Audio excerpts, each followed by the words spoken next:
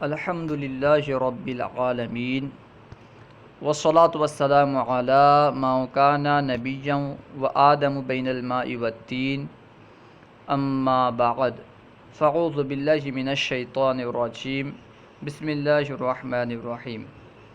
آج ہم انشاءاللہ عز و جل تسہیل المصادر کے جو مشتقات تھے اس کے بارے میں پڑھیں گے۔ اس سے پہلے والے سبق میں ہم نے پڑھا تھا کہ اسم مشتق اس اسم کو کہتے تھے جو کسی دوسرے لفظ سے بنا ہوا ہو، اور اسی سبق میں ذکر کیا گیا تھا کہ اسم مشتق کی 6 قسمیں ہیں: اسم فاعل، اسم مفعول، اسم تفضیل، اسم اعلیٰ، حاصل مصدر وغیرہ۔ ان میں سے اسم فاعل کا بیان ہم پڑھ چکے تھے۔ آج ہم انشاءاللہ عز و جل باقی مشتقات کا بیان پڑھیں گے، یعنی اسم مفعول، اسم تفضیل، اسم اعلیٰ، اسم ظرف، حاصل مصدر وغیرہ کے تعلق سے آج ہم پڑھیں گے۔ تو آئیے بلا کسی تاخیر شروع کرتے ہیں۔ اسم فاعل کے بیان کے بعد مصنف علیہ الرحمہ عبدالرشید فتح پوری رحمۃ اللہ تعالی علیہ مشتقات کی دوسری قسم اسم مفعول کا بیان شروع کر رہے ہیں۔ اسم مفعول کا بیان: اسم مفعول وہ اسم ہے جو ایسی ذات کو بتائے جس پر فعل واقع ہوا ہو۔ اسم مفعول کسے کہیں گے؟ اسم مفعول اس اسم کو کہیں گے جو ایسی ذات کو بتلائے جس پر فعل واقع ہوا ہو۔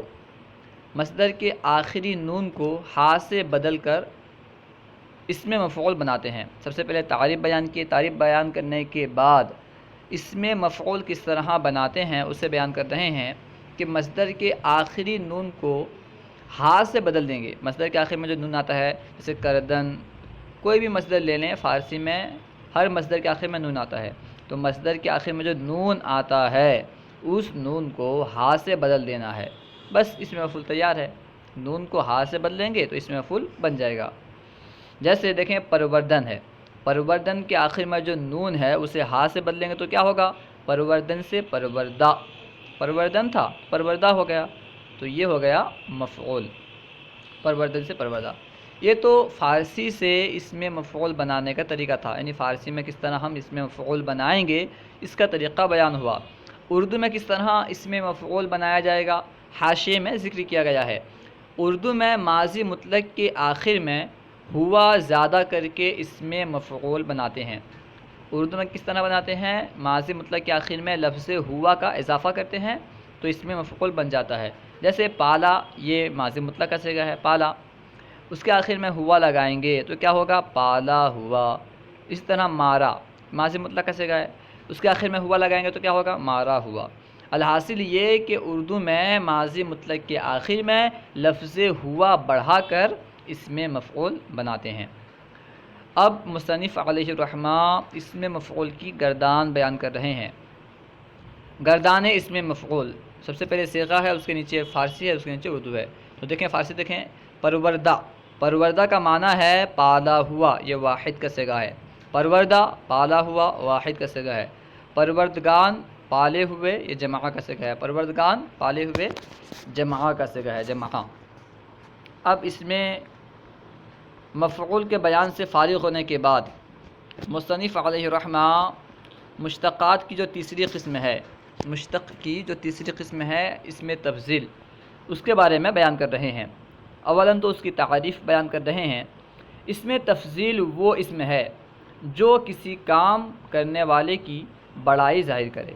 کسے کہتے ہیں اسم تفضیل؟ اسم تفضیل وہ اسم ہے جو کسی کام کرنے والے کی بڑائی ظاہر کرے۔ جس اسم کے ذریعے سے کسی کام کرنے والے کی بڑائی ظاہر ہو اس اسم کو اسم تفضیل کہیں گے۔ اچھا، اب بنانے کا طریقہ کیا ہے اسے بھی بیان کر رہے ہیں کہ اسم فاعل کے آخر میں تر، اسم فاعل کے آخر میں لفظ تر زیادہ کر کے اسم تفضیل بناتے ہیں۔ اسم فاعل کا صیغہ جیسا ہوتا ہے ویسے ہی رہے گا، بس آخر میں لفظ تر لگانا ہے تو اس میں تفضیل بن جائے گا۔ جیسے دیکھیں پرورندہ، پرورندہ یہ اسم فاعل کا صیغہ ہے جس کا معنی ہے پالنے والا۔ پرورندہ سے پرورندہ تر یعنی زیادہ پالنے والا، پرورندہ سے پرورندہ تر۔ اردو میں کس طرح بنائیں گے اسم تفضیل؟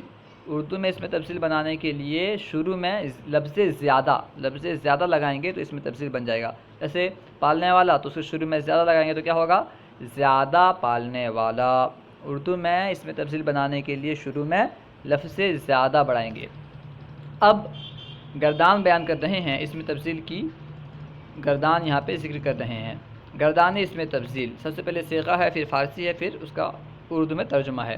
فارسی دیکھیں، پرورندہ تر، پرورندہ تر زیادہ پالنے والا، یہ واحد کا صیغہ ہے۔ پرورندہ تر زیادہ پالنے والا، واحد کا صیغہ ہے۔ پرورندہ تران زیادہ پالنے والے، یہ جمع کا صیغہ ہے۔ پرورندہ تران زیادہ پالنے والے، جمع کا صیغہ ہے۔ اب یہاں پہ کچھ سوالات وغیرہ کر رہے ہیں، تو آئیے اسے حل کرنے کی کوشش کرتے ہیں۔ سب سے پہلا سوال ہے کہ اس میں تفصیل کی تعریف کرو۔ اس میں تفصیل کسے کہتے ہیں، اس کی تعریف بیان کرنی ہے۔ اس میں تفصیل کی تعریف ہم لوگوں نے کیا پڑھی تھی کہ اس میں تفصیل وہ اسم ہے جو کسی کام کرنے والے کی بڑائی کو ظاہر کرے۔ اس میں تفصیل اس اسم کو کہیں گے جو کسی کام کرنے والے کی بڑائی ظاہر کرے۔ یہ اس میں تفصیل کی تعریف ہوئی۔ سوال نمبر 2، اس میں تفصیل کیسے بناتے ہیں؟ اس میں تفصیل بنانے کا کیا طریقہ ہے، اسے یہاں لکھنا ہے۔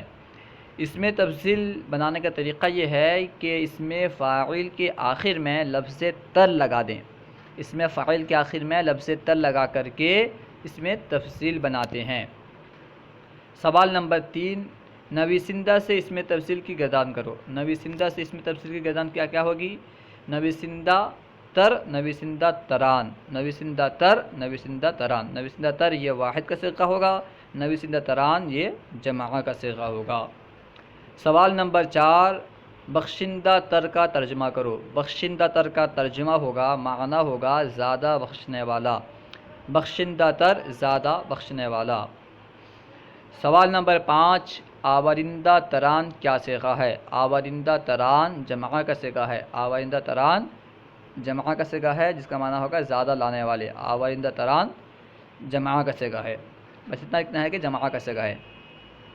سوال نمبر 6، زیادہ ڈھونڈنے والا، اس کی فارسی بناؤ۔ زیادہ ڈھونڈنے والا کی فارسی ہوگی جو اندہ تر۔ زیادہ ڈھونڈنے والا اس کی فارسی ہوگی جو اندہ تر۔ جو اندہ یعنی ڈھونڈنے والا، اس کے آخر میں تر لگائیں گے تو ہوگا جو اندہ تر، زیادہ ڈھونڈنے والا۔ نمبر 7، نوشندہ کا ترجمہ کرو۔ نوشندہ کا ترجمہ ہے پینے والا۔ نوشندہ پینے والا۔ سوال نمبر 8، زیادہ کھانے والا، زیادہ کھانے والے، اس کی فارسی بناؤ۔ زیادہ کھانے والے کی فارسی ہوگی زیادہ خورندہ تران۔ خورندہ تران، زیادہ کھانے والے، خورندہ تران۔ اب یہاں سے اس میں ظرف کے بارے میں بیان کر رہے ہیں۔ اس میں تفصیل کے بیان سے فارغ ہونے کے بعد اس میں ظرف کے تعلق سے بیان کر رہے ہیں کہ اس میں ظرف کسے کہتے ہیں۔ دیکھیں، اس میں ظرف کا بیان، اس میں ظرف وہ اسم ہے جو کسی کام کی جگہ یا وقت کو بتائے۔ اس میں ظرف کسے کہتے ہیں؟ اس میں ظرف وہ اسم ہے جو کسی کام کی جگہ یا وقت کو بتائے، اسے کہتے ہیں اس میں ظرف۔ اس میں ظرف کے بارے میں بتا رہے ہیں، حاصل مصدر کے آخر میں گاہ بڑھا کر اس میں ظرف بناتے ہیں۔ حاصل مصدر جس اسم کا جو ہوتا ہے، جس مصدر کا حاصل مصدر جو ہوتا ہے، اس کے آخر میں لفظ گاہ بڑھا کر اس میں ظرف بناتے ہیں۔ جیسے آرام سے آرام گاہ، آرام کی جگہ یا آرام کا وقت۔ آرام گاہ، آرام کی جگہ یا وقت۔ کبھی امر سے پہلے کسی اسم کو ملا دیتے ہیں، جیسے زرخیز یعنی سونا پیدا کرنے کی جگہ۔ زرخیز کسے کہتے ہیں؟ سونا پیدا کرنے کی جگہ کو زرخیز کہتے ہیں۔ اس طرح بھی کبھی کبھی اس میں ظرف بناتے ہیں، یعنی امر سے پہلے اسم کو ملا کر کبھی کبھی اس میں ظرف بناتے ہیں، جیسے زرخیز سونا پیدا کرنے کی جگہ۔ اب یہاں سے اس کے بعد اس میں اعلیٰ کے بارے میں بیان کر رہے ہیں۔ اس میں ظرف بیان کر چکے، اب اس میں اعلیٰ کسے کہتے ہیں اس کے بارے میں بیان کر رہے ہیں۔ اس میں اعلیٰ وہ اسم ہے جس سے کسی کام کا اوزار سمجھا جائے۔ جس اسم سے کسی کام کا اوزار یعنی جس کے ذریعے سے کام کیا جاتا ہے، اعلیٰ، کام کرنے کا آلہ جو ہوتا ہے جس کے ذریعے سے کام کیا جاتا ہے، وہ سمجھا جائے، اسے کہیں گے اس میں اعلیٰ۔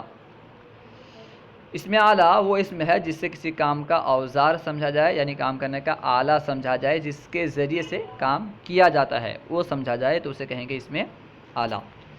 امر سے پہلے کسی اسم کو زیادہ کر کے اسم اعلیٰ بناتے ہیں، امر سے پہلے کسی اسم کو زیادہ کر دیتے ہیں تو اس طرح اسم اعلیٰ بن جاتا ہے، جیسے زرکوب یعنی سونا کوٹنے کا آلہ، زرکوب یعنی سونا کوٹنے کا آلہ۔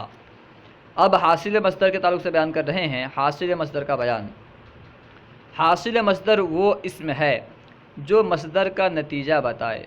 حاصل مصدر، حاصل یعنی جو حاصل ہوتا ہے، مصدر یعنی مصدر سے، تو اس کا لفظ ہی بتاتا ہے کہ حاصل مصدر وہ اسم ہے جو مصدر کا نتیجہ بتائے، جیسے پروردن سے پرورش، پروردن سے حاصل مصدر کیا ہے؟ پرورش یعنی پلائی۔